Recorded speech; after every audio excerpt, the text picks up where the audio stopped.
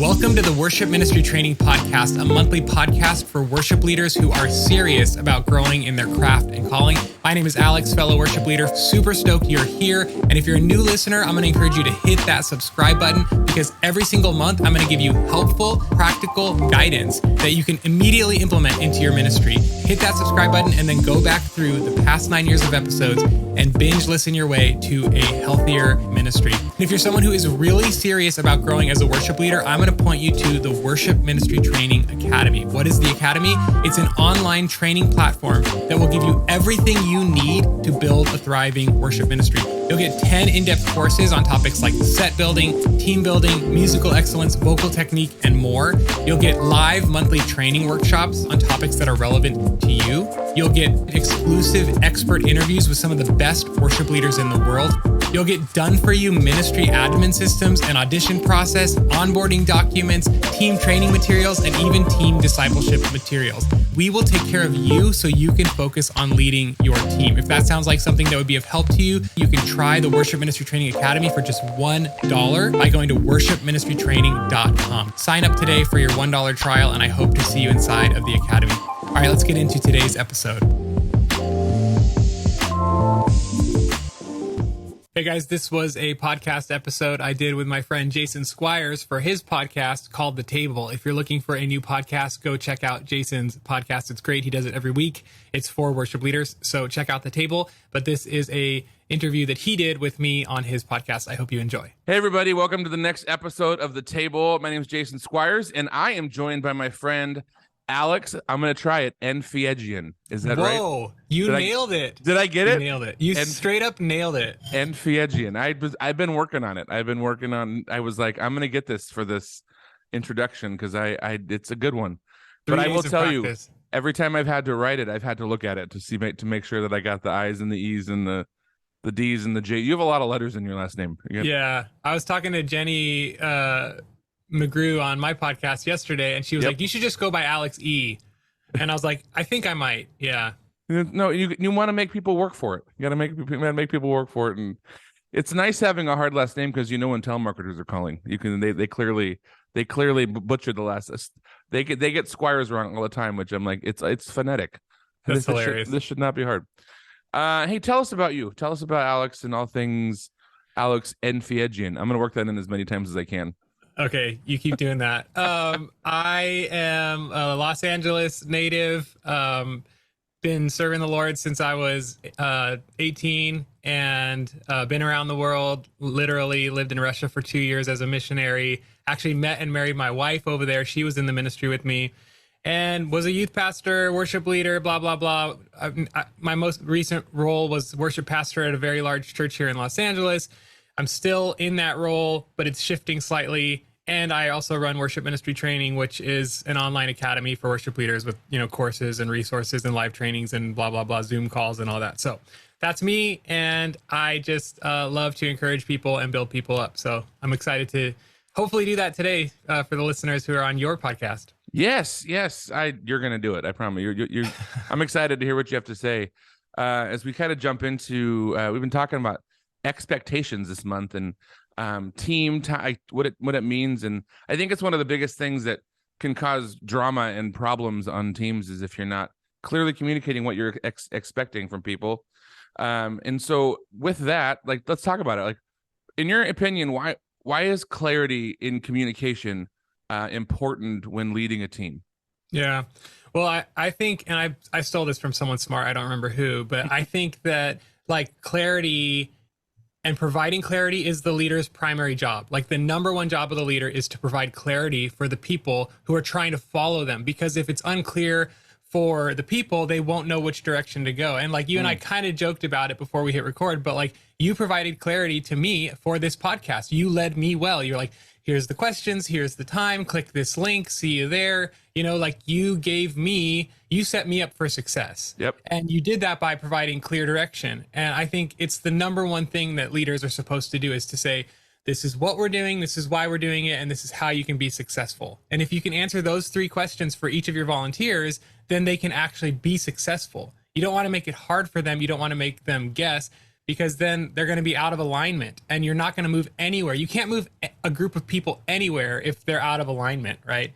And for some reason, the Israelites wandering through the desert without the law kind of like came into my mind. Like if there was no clarity and direction from Moses or from the Lord, it's like they're going to go in 18 different directions, and they did anyway, even with clarity, right? Even with clarity, it's still like herding cats. But yeah, providing that clarity is like the most important thing you can do for your ministry, for your team. And it it goes to like, what are the vision and values?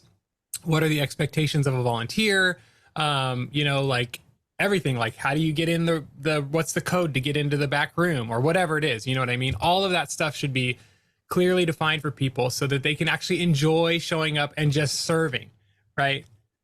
And I think it's important to remember that we're dealing with creatives on a lot of levels.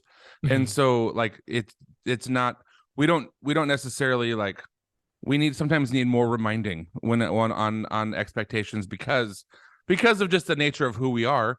And you have the tech team, which is going to be not necessarily the creatives, and then your creative team, like there's two different personalities that we're dealing with. And so laying those out clearly is a great, I love bringing in the Israelites, and that's a great conversation there. Yeah. And can I just add, like, please, what you said is very important. It's not just a one and done thing. It's like, okay, I told them once a year. It's literally like baking it into every single aspect of your communication. You're like reminding them before you pray as a team. You're reminding them one-on-one when somebody kind of goes astray, so to speak, right? Or when somebody kind of like stops doing what they're supposed to do. You have those one-on-one conversations. You have the group conversations. You have the team meetings. You bake it into your emails. It's repetition because like culture leaks, vision leaks, values leak, and it's like a leaky bucket. You have to keep filling the bucket. And if you don't, eventually the bucket will be dry and there will be no vision, no direction, no clarity. You have to say it all the time. And you have a different team every week usually. Like, well, most churches have like a rotation of musicians, right? Yep. So like they're only in that seat once a month or twice a month. It's like you're thinking about it all the time, but they're not. And so we need to repeat the expectations and the values and all that stuff like constantly. So I would say to the listener, just ask yourself, are you repeating it enough? And I heard it said again by someone else smart, like when you're tired of saying it, they're just hearing it. Oh, yep. So that's the why. Let's talk about the how. Like, how do you communicate? How do you communicate with your team? What is expected? Like you mentioned, not just doing. We talked about not just doing the one and done, but I mean, are regularly having this conversation. But like, how would you say is a good way to go about making sure that we're doing this on a regular basis? Yeah. Well, the first thing is, I mean, like I said, bake it into everything you can. But like, when you're bringing on a new team member, that is the best time to shape them into the type of team member you want them to be. I call the onboarding process like it's like a pressing machine. It's going to squish them this way and that way until they fit the mold, so to speak. I mean, obviously everyone's an individual, but it's like your onboarding process is that vital, pivotal time where somebody comes in as a completely blank slate. They have nothing stamped on them yet. And you get to say, this is what we do. Like you could literally tell them, I think I said this in one of my courses, like you could literally tell them, every volunteer brings ice cream for the whole team every week. That's just what we do. And they would believe you, right? They don't know what's normal. Like they don't know what is expected. And so if you tell them that, like, they'll be like, oh, okay, that's kind of weird, but all right, I'll start bringing ice cream every week. Like you can tell them anything you want and they will say, okay. And so you want to use that time really well to, squish them into the type of team member you want them to be in that onboarding process. And you do that through documents, you do that through one-on-one conversations, like when they first audition, like you just set that table, so to speak, constantly. But you also need to like have that conversation, like once a year at the annual team meeting. So if you're not doing an annual team meeting, definitely start to do one. And you do it at like the monthly trainings or the quarterly trainings or whatever rhythms you have in your ministry, which is a whole other topic. Yep. You should be talking about like one aspect of those things all the time. Or even if you text your team after the service is over and you're like, hey, here's the live stream link, check it out, really great. And then just bake in something from your values. Like, I loved how passionately you guys worship today, or your service to the Lord, blah, blah, blah, or whatever you're trying to reiterate. You want to just pepper it into everything. What are what are some ideas of expectations that I should be communicating? Like Mm. if I know this can be different for everybody, but like what are when we talk about communicating our expectations, what are some things that because I mean oftentimes there's the term unspoken expectations, which is what tends to bring the drama. But like what what are some things that like in your opinion like I should be communicating to everybody?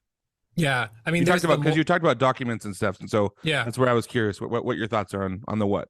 Yeah, totally. I mean, there's the moral expectations, like we are worshipers, and so like we do not post naked pictures of ourselves on Instagram, or you know what I mean, Yep. like, which obviously, like, probably some of us have dealt with that. Maybe not like not naked, but you know what I'm saying. Like, Yeah. I've Right. had a couple young female team members over in the past 10 years that it's like, wait, what are you posting online? You know, like, we gotta talk about this. So, like moral expectations of like we are worshipers and so we live trying to please the Lord. I always say we're not looking for perfection, but we're looking that you're progressing and you're progressing in your holiness, right? Because nobody's perfect, but like we Right. should see that you're attending church when you're not scheduled, and you're like growing in your prayer life, or you're growing in your scripture reading, or you're daily in the word, or whatever. Like, I mean, the spiritual side should be iterated what you want from them. And also the negative side of that, like we don't drink on our team. Like we don't, I mean, everybody has their own opinion about that, but I'm just saying like that's Yep. an example. Like we don't drink. We don't, if we see you out like partying like on your social media, like we're gonna have a conversation about that, so the moral side, and then the practical side of like we expect you to respond to planning center requests within 24 to 48 hours from when we send them. And if you're going to cancel, here's what you're supposed to do. Like try to either, some teams it's like try to replace yourself, or other teams it's like let your team leader know. And then stuff like we expect you to be on time to rehearsal, and here's dress code. Like literally having like a document where you have like examples of pictures of like this is appropriate dress for Sunday, Yep. and this is appropriate dress for our Thursday service. And then even stuff like, which is a huge one, preparation. Like we expect you to prepare your parts at home. Rehearsal is when we put it together. Practice is what you do as an individual. So yeah, all of those types of things need to be communicated, because you can't expect what you don't request. You know Yep. what I mean? Like you have to request what you want for people to know what to give you. And so yeah, you got to just paint the line in the sand and say, this is it. Let's do it together. We're all doing this together. And then making it like I said, it's not like an abnormal thing. Like this is a totally normal thing. I always tell our team members when they're coming on, I say, hey, feedback is a huge part of our culture. Like we all give each other feedback. Like, hey, you did great here. And we always try to be encouraging. And then it's like, if we see an area where we want you to grow, we're going to tell you, and Yep. it's totally normal. Don't be freaked out. Don't be offended. We do it with everybody. People do it to me as the leader. I'm open to feedback. If you see anything I can do better, please tell me. And you just like make it normal. Whatever you make normal will be normal. And so, yeah. I love it.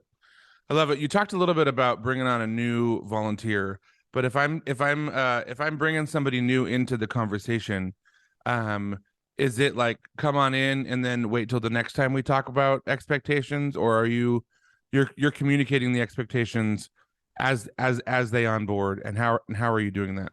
Yeah. I mean, everybody's going to have their own training process. For me, when I'm like, I think auditioning is more like interviewing. Like, I want to know who you are. I want to see, do you fit, it's basically like an introduction. You're introducing yourself to them, and you're also introducing them to the team culture, the team dynamic. So even in that very first conversation, kind of painting a picture of like, this is what it's like to be part of our team. This is what our vision is. These are our values. Like, this is who we are. You don't have to go into super, super detail because you don't even know if they're going to come onto the team. Right. But it's just kind of that introduction and trying to figure out like, should I even audition this person? Should we even do the musical assessment portion of the audition? Right. And I have a whole course on auditioning and everything. So I don't call it an audition. I call it like an interview. And then there's a musical assessment. And it's like, I do that because it's like, you're starting to see where they're at so that you can give them feedback, so that you can coach them, because nobody's perfect. So your job is to just help them grow. Anyway, So once you do that musical assessment, that's when you lay it on them. Like if you see like, okay, they've got the heart, they've got the cultural fit, and they've got the musical fit, I'm going to lay on all the documents and lay it all out. You don't do it like right up front. And then after that, you schedule them for some training. And so they're around the team, but they're not playing yet. And they're just around observing, they're around getting a vibe.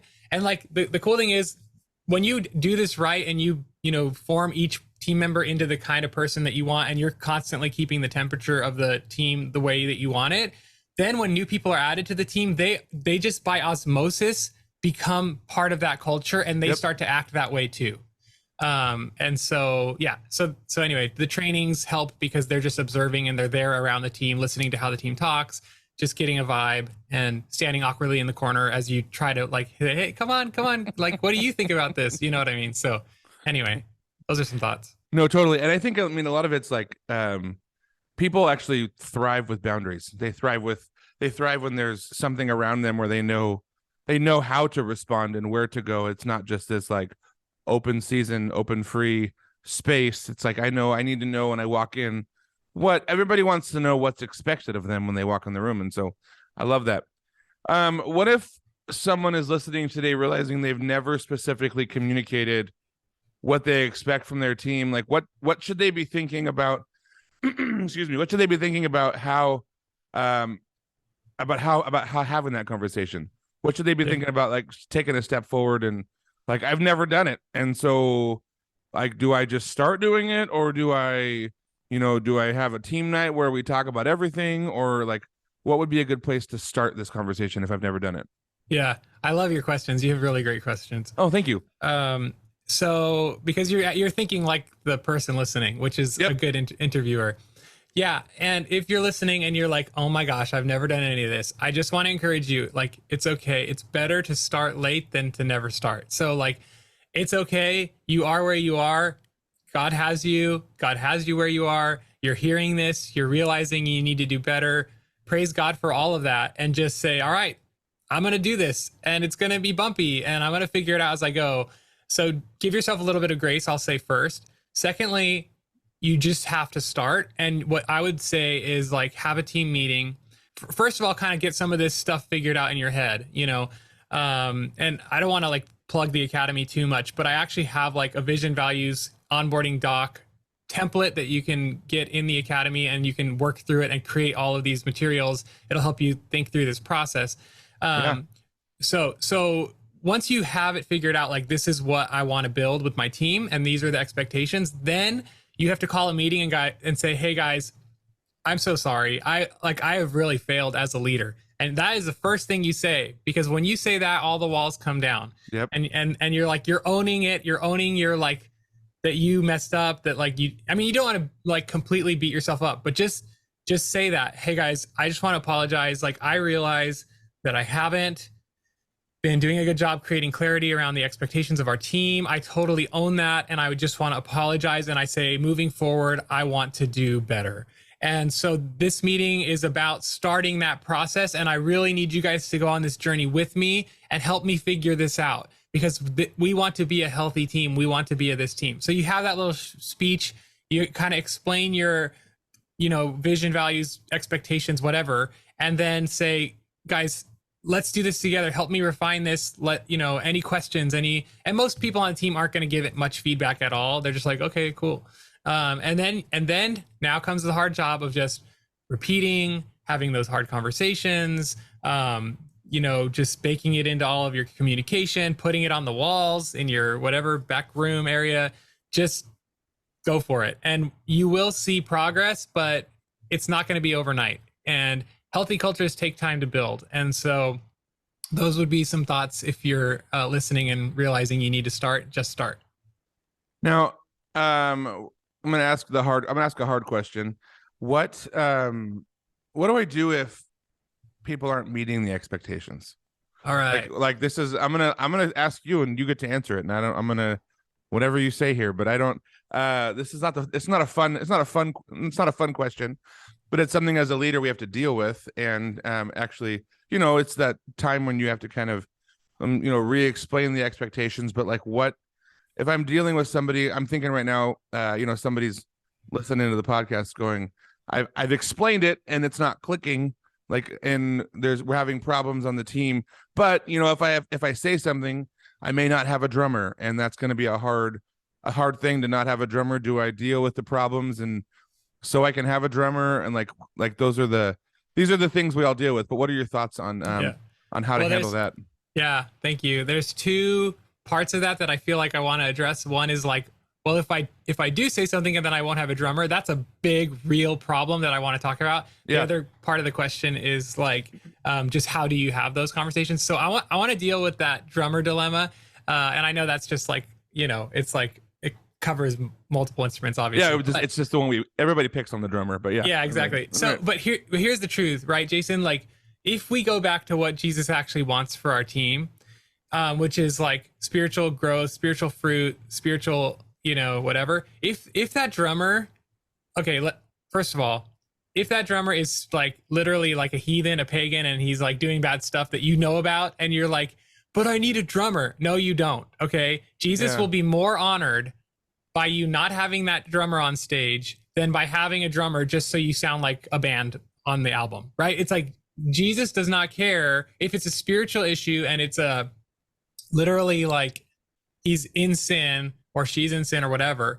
You address that because you're a pastor, you're a shepherd, you're the protector of God's flock, and do not let wolves in among the sheep, right?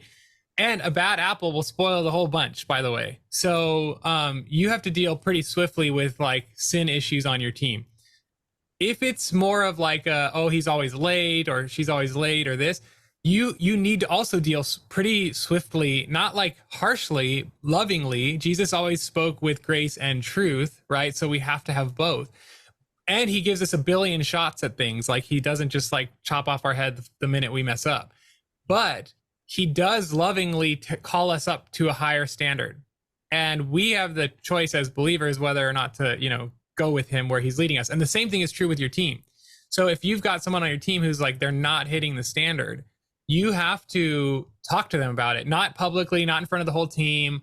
I mean, if half of your team is late one Sunday or whatever, you can say to the whole team, like, hey guys, like we need to remember that we need to be on time. And here's why. You always want to explain why you're asking them to do what you're asking them to do. Because if they don't get why, then it doesn't like connect in their brain. So anyway, privately pull that person aside and just have conversation with them. Put on your big boy, big girl pants and just say, hey, like, I noticed this, what's going on? And I really need you to grow in this area because, and then again, give the why in that private conversation. So, okay, that's a lot of different thoughts about. Totally. No. So what were you going to say? You're good. No, keep going. Okay. The other question that I was going to answer was regarding to how do you have that conversation? I guess I kind of answered it, right? So, but I guess what I want to say is you must protect your team. And I said this at a conference that both Jason and I were at, the Worship Innovators Conference, which everybody listening should go to next year because it was so good. Absolutely. I said culture is created by what you celebrate and what you tolerate. So if you celebrate the good things and you cut out the bad things, then you're going to have a really healthy environment. But if you let the bad things fester and grow and you tolerate all sorts of behavior that you shouldn't, you are ruining your team for everyone else. So you must protect the culture of your team. And you do that by calling people back to the expectations and standards that you've set out for the good of everyone. So I want to go back to something you said about your why. And I think it's an important statement because if I come to somebody, excuse me, if I come to somebody and say, this is wrong or this is happening, like their immediate response is going to be, you're picking on me. Like it's you coming at me. But if you come and say why, especially if the why is referring back to your values and back to your expectations, you're not the one actually saying it. Like it's coming from, this is the team, this is who we are.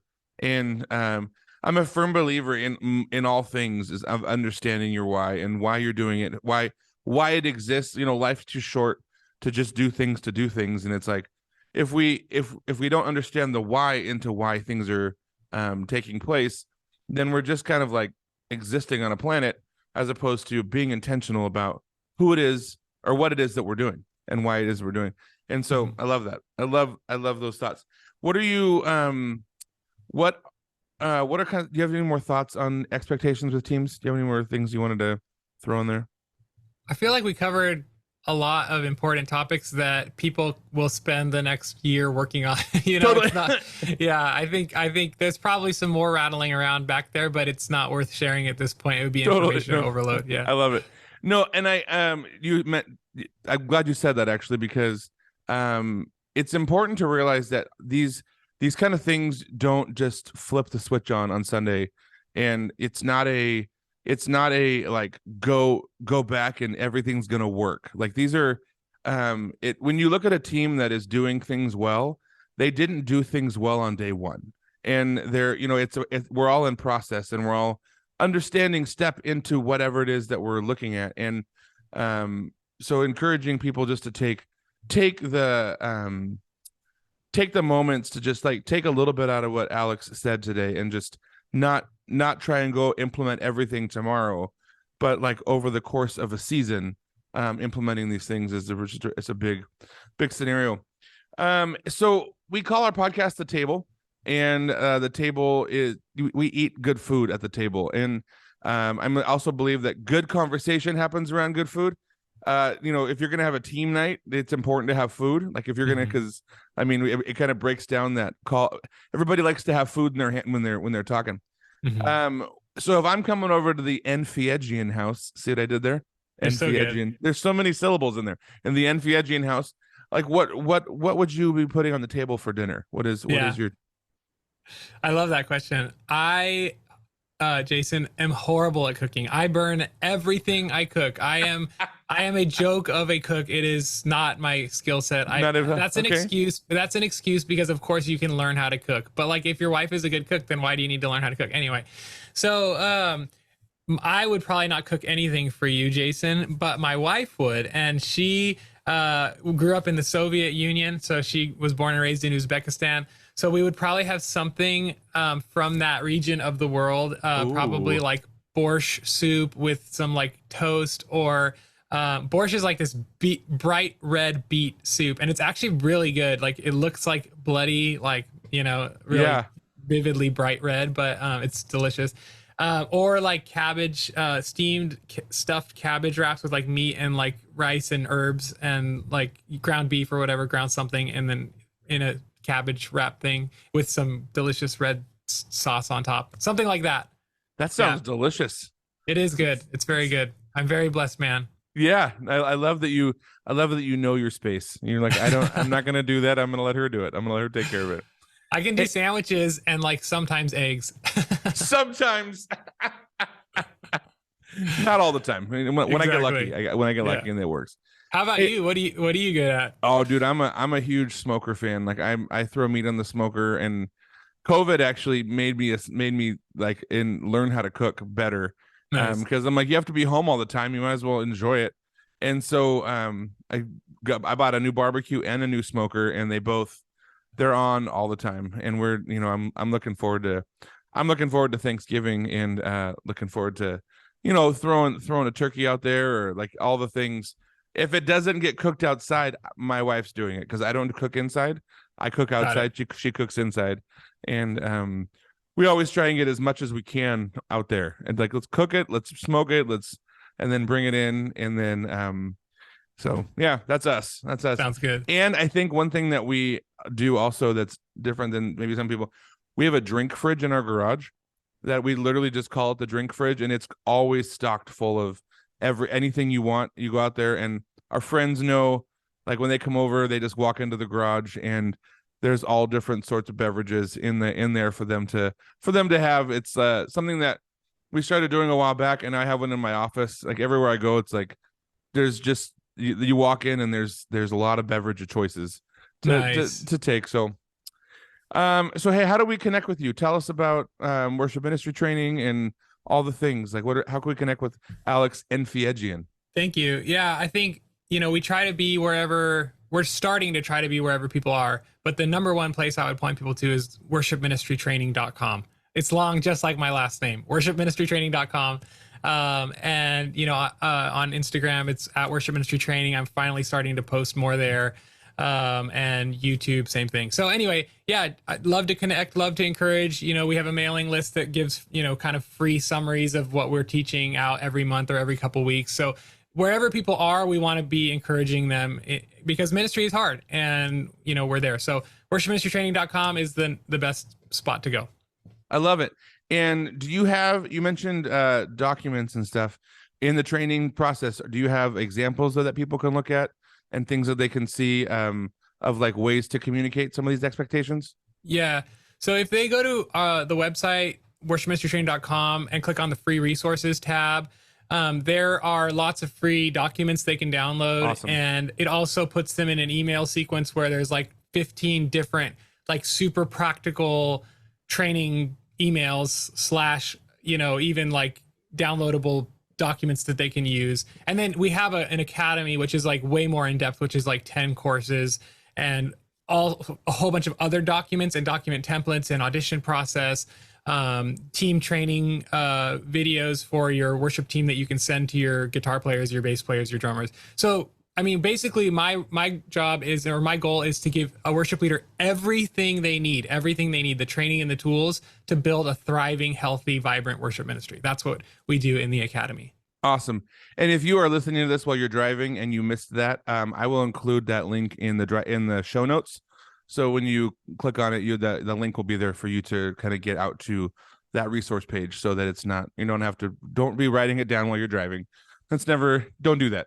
Anyway, don't do that. Anyways, hey guys, I just appreciate you guys hanging out. Alex, I appreciate your time today, hanging out with us as we just can continue these conversations on how to be better at what we do and how to be better in this process. So I appreciate it, man. Thanks for tuning in today. I hope this episode encouraged you, helped you, and pushed you forward in your ministry. If it helped you, can you take a second and help us by sending it to just one person that you think needs to hear this? And if you're feeling extra nice, leave us a nice, shiny 5-star review on Apple Podcasts, or like this video if you're watching it on YouTube. If you want to discuss this episode or ask questions, we do have a free section in our academy where you can post comments and questions and chat with other worship leaders just like you, and also sample some of our courses. And you can go to worshipministrytraining.com/free to join us inside the free portion of the academy. If you're looking for more, check out the Full Access Academy. You can get 15 days for just $1 to start and try things out. Again, you can try all of it for 15 days for just $1 by going to worshipministrytraining.com. Hope to see you inside the academy, or else I'll see you next month for another helpful episode.